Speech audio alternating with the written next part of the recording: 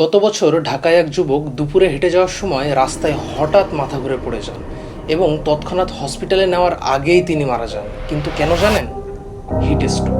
বাংলাদেশে প্রতি বছর প্রায় হাজার হাজার মানুষ হিট স্ট্রোকে মারা যায়, অথচ ছোট ছোট কিছু সতর্কতা মানলে বাঁচানো যেত এসব জীবন। প্রথমত, দুপুর 12টা থেকে 3টা এই সময়টা বাইরে যাওয়া পুরোপুরি এড়িয়ে চলতে হবে।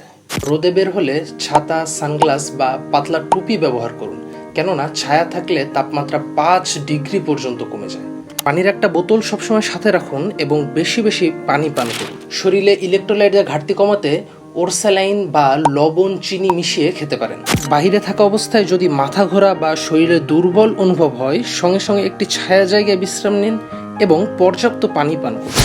হিট স্ট্রোক কোনো সাধারণ বিষয় নয়, একজন সুস্থ স্বাভাবিক মানুষেরও হতে পারে হিট স্ট্রোক। তাই নিজেকে সবসময় সচেতন রাখুন এবং ভিডিওটি শেয়ার করে আপনার প্রিয়জনদেরকেও সচেতন করুন।